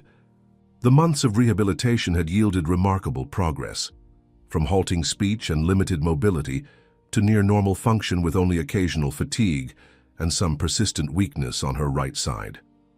"Lily, lunch in 15 minutes, she called toward the backyard where her daughter was helping Blake plant bulbs for spring flowers. The domestic scene would have been unimaginable half a year earlier. So much had changed since that day in the hospital when Sarah had first acknowledged Blake's role in their displacement. The conversation that followed, after Lily had fallen asleep in a chair by her mother's bed, had been difficult but necessary. "I tried to reach you," Sarah had said, her voice stronger than earlier, but still bearing the marks of her injury. 17 times over 2 years. "I know," Blake had replied. "I've seen the records. There's no excuse for how you were treated." "It wasn't just the money," Sarah had continued. "It was being treated like we didn't matter, like our lives were disposable." Those words had stayed with Blake through everything that followed. The criminal charges against Douglas Parker and Richard Coleman, the civil lawsuits against Harrington Developments, the establishment of the Community Restoration Foundation, and Blake's own legal battles. In the end, Blake had avoided criminal charges through a controversial immunity deal. He provided extensive testimony about corporate practices in exchange for protection from prosecution. The decision had drawn criticism from those who believed he deserved punishment alongside his associates, but prosecutors had deemed his cooperation more valuable than his conviction. The civil consequences had been substantial, however. Blake had surrendered most of his remaining Harrington development stock and paid millions in personal settlements. The company he'd built had distanced itself entirely from him, rebranding under new leadership, with ostentatious commitments to ethical development, commitments Blake viewed with skepticism but hoped would be honored.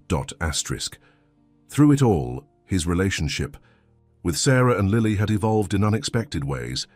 As Sarah's recovery progressed, Blake had helped them find and purchase this house in Evanston, close to excellent schools for Lily and quality rehabilitation facilities for Sarah, but away from the shadows of downtown towers that held too many difficult memories. The purchase had been structured as part of Sarah's settlement, with the property placed solely in her name to ensure her independence. Blake had similarly established a trust for Lily's education and future needs, controlled exclusively by Sarah, but with Blake serving as advisory trustee. These arrangements preserved Sarah's autonomy while acknowledging the ongoing connection that had formed between them all, a connection none had anticipated, but which had gradually cautiously deepened over months of shared challenges. Blake looked up from the flower bed where he and Lily had been working. "Lunchtime," he told. "Her, go wash up." "But we're not done with the tulips," Lily protested, holding up another bulb. "They'll still be here after lunch," Blake promised. "Your mum needs to rest after her exercises." Lily nodded, understanding the routines of recovery that had become part of their lives. "Race you inside," she challenged, already sprinting toward the back door. Inside, Sarah was setting the table, moving with the careful deliberation that marked all her physical activities now. Blake resisted the urge to help. She had been clear about her desire to regain independence, and he respected her determination even when it was difficult to watch her struggle. "The garden's coming along," he commented, washing his hands at the kitchen sink. "Lily has strong opinions about flower placement." Sarah smiled. "She gets that from me. Everything in its proper place." The three settled at the table for the simple meal, soup and sandwiches, with apple slices arranged in a fan pattern on Lily's plate. These ordinary domestic moments had become precious to Blake, a far cry from the business lunches and catered meetings that once filled his days. "I have news," Sarah said as they ate. "The community center offered me a position managing their after-school program. Part-time to start, but potentially full-time once I'm further along in my recovery." "Mom, that's awesome!" Lily exclaimed. "Congratulations," Blake added sincerely. "They're lucky to have you." Sarah's eyes held quiet. Pride. It feels good to be moving forward, to be building something rather than just recovering. The subtext was clear. Sarah Watson was reclaiming her life step by deliberate step. Her journey from cleaning offices at night to program management represented not just physical recovery, but a profound life transformation, one enabled by the settlement funds but achieved through her own determination. After lunch, Lily returned to her homework while Sarah rested. Blake took the opportunity to update her on the Foundation's latest projects. "The small business incubator is ready to launch," he explained, showing her the plans on his tablet. 5 former Westbrook residents will receive startup funding and mentorship to re-establish businesses they lost during displacement. Sarah reviewed the materials with the careful attention she brought to everything. The childcare component is crucial. Many couldn't maintain businesses previously because of childcare costs. Angela suggested that, Blake acknowledged, referring to Angela Reyes, who now served as the Foundation's executive director. She's been instrumental in identifying the real barriers these entrepreneurs face. Their conversation was interrupted. by Blake's phone ringing, his attorney, Michael Prentice. "Excuse me," Blake said, stepping into the living room to take the call. "Michael, what's up?" "The board voted this morning," Prentice informed him. "They've accepted the terms of your separation agreement. You're officially divested from Harrington Developments with the agreed-upon settlement distribution." Blake felt a complex mixture of emotions, the final severing of ties with the company that had defined his professional identity for 2 decades. And the ethical development protocols? Embedded in the corporate charter as stipulated, they can't be altered without a supermajority vote. "Good," Blake said simply. Another chapter closed. After hanging up, Blake found Sarah watching him from the kitchen doorway. "Everything okay?" "Yes, just finalizing some business matters." Sarah studied him with the perceptiveness that had initially surprised Blake, but which he now understood as central to her character. "You've given up a lot these past months." Blake shook his head. "I've gained far more than I've lost." The statement wasn't mere sentiment. His former life, the wealth, status, and power he had accumulated, now seemed hollow compared to the authentic connections and purposeful work that filled his days. The Foundation's community projects, his ongoing support for families impacted by development, his evolving relationship with Sarah and Lily. Later that afternoon, Blake left for his small office downtown, where he now worked consulting with community organizations on equitable development projects. His expertise in real estate remained valuable, but was now directed toward empowering communities rather than displacing them. As he prepared to leave, Lily emerged from her room. "Are you coming back for dinner?" The question carried weight beyond its simple words. Blake and Sarah had been careful to maintain appropriate boundaries as their relationship evolved. He had his own apartment nearby, and they balanced family time with necessary separation. "Not tonight," Blake replied. "I have a meeting that will run late, but I'll see you tomorrow for the science fair, right?" Lily nodded, then surprised him with a quick hug before returning to her room. Sarah appeared in the hallway. "She's attached to you," she observed, quietly. "It's been good for her to have a stable male presence after everything." "She's an amazing kid," Blake said. "You've done an incredible job raising her, especially considering the obstacles." Sarah acknowledged this with a slight nod. "Blake, there's something we should discuss. About the future." Her serious tone made Blake pause. "Of course, is everything all right?" "Yes, better than all right, actually." She gestured toward the living room. "Can we sit for a moment?"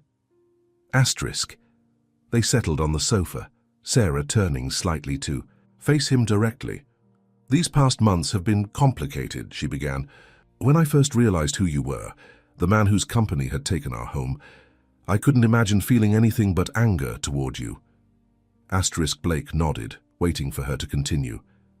"But watching how you've been with Lily, seeing the changes you've made, the sacrifices..." Sarah paused, gathering her thoughts. "I've come to believe that people can genuinely transform, not just saying the right things, but actually becoming different." "I'm still learning," Blake admitted, "still making mistakes." "We all are," Sarah replied. "The question is what we do afterward." She looked down at her hands, then back up at Blake. "Lily asked me something this morning. She wanted to know if you could live here with us, permanently." Blake felt his heart rate quicken. "What did you tell her?" "That it wasn't that simple, that adults need time to figure these things out." Sarah's eyes held his steadily. "But I've been thinking about it too." The air between them seemed too still. "Sarah, I care about you both deeply," Blake said carefully, "but I would never want to rush anything or assume." "I know," she interrupted gently, "and I appreciate how respectful you've been about giving me space and independence.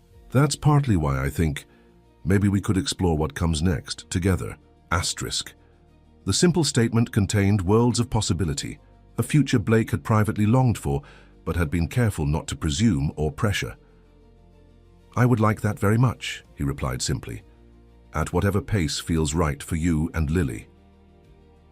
Sarah smiled, the expression transforming her face in a way that still caught Blake off guard with its quiet beauty. One step at a time, then. Asterisk. As Blake drove to his office, the conversation replayed in his mind. The past 6 months had been a journey of atonement and transformation. But what Sarah was suggesting was something different. Not just making amends for past wrongs, but building something new and genuine together. Asterisk. His phone buzzed with a text from Angela Reyes. Channel 7 wants to interview you about the Foundation's first anniversary. Thoughts? Asterisk. Blake had maintained a low profile with the media, preferring to let the Foundation's work speak for itself. But perhaps it was time to address the public narrative more directly. Set it up, he replied, but include some of the families we've helped. Their stories matter most. Asterisk. At his modest office, a far cry from the executive suite he once commanded, Blake reviewed applications for the Foundation's next round of housing assistance grants. Each file represented a family affected by development practices like those his former company had employed, families displaced, undercompensated, or otherwise harmed by the relentless march of progress. Asterisk. A knock at his door interrupted his review. Marcus, his former executive assistant, who had chosen to join Blake in his new venture despite the significant pay cut, entered with coffee. The Westside Community Council called, Marcus informed him. They've accepted your proposal to convert the abandoned warehouse into affordable housing. They want to meet next week to discuss implementation. That's excellent news, Blake replied. The project would transform a derelict property into homes for families being displaced by another luxury development, a small but meaningful counterbalance to the gentrification reshaping Chicago's neighborhoods. Also, the district attorney's office sent over the final deposition schedule for the Parker case. They need you on the 15th. Asterisk. Blake nodded. Douglas Parker's trial was approaching, the culmination of months of investigation into the hit and run that had nearly taken Sarah's life. Blake's testimony would be crucial to establishing the corporate culture that had enabled such actions. One more thing, Marcus added. Victoria Sheldon called. She says the new board is already trying to work around the ethical development protocols, looking for loopholes. Asterisk. Blake wasn't surprised. Corporate culture didn't change overnight, and the pressures of profit would continually push against ethical constraints. Forward her call to Angela at the Foundation. She'll know how to apply appropriate public pressure. Asterisk. The remainder of the afternoon passed in meetings and planning sessions for upcoming projects. By evening, Blake felt the familiar satisfaction of meaningful work, so different from the hollow achievements that had once driven him. Asterisk. On his drive home, Blake detoured through the former Westbrook Commons site, now transformed into The Heights, luxury residential complex, with prices far beyond the reach of the families who had once called the area home.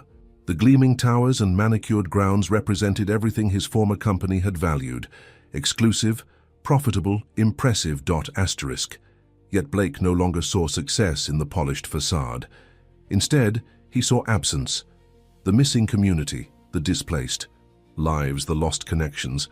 This awareness didn't erase his responsibility for what had happened, but it confirmed how profoundly his perspective had changed. Asterisk. His phone rang, Lily's ringtone. Blake! Guess what? I got picked for the science team. We're going to the state competition. Asterisk. Her excitement was contagious, and Blake found himself smiling broadly. That's amazing, Lily. Your volcano project must have impressed them. Mom says we can celebrate with ice cream after dinner. Can you come? Asterisk. Blake checked the time. His meeting had ended earlier than expected. I'll be there in 20 minutes. Asterisk. As he turned his car around, heading toward the small house in Evanston that had come to feel more like home than his luxury penthouse ever had, Blake reflected on the unexpected journey of the past 6 months. Asterisk. He had lost his company, most of his fortune, his professional reputation, and the respect of peers who viewed his transformation as betrayal or weakness. By any conventional measure, Blake Harrington had fallen dramatically from the heights of success. Asterisk. Yet in that falling, he had found something his wealth and power had never provided: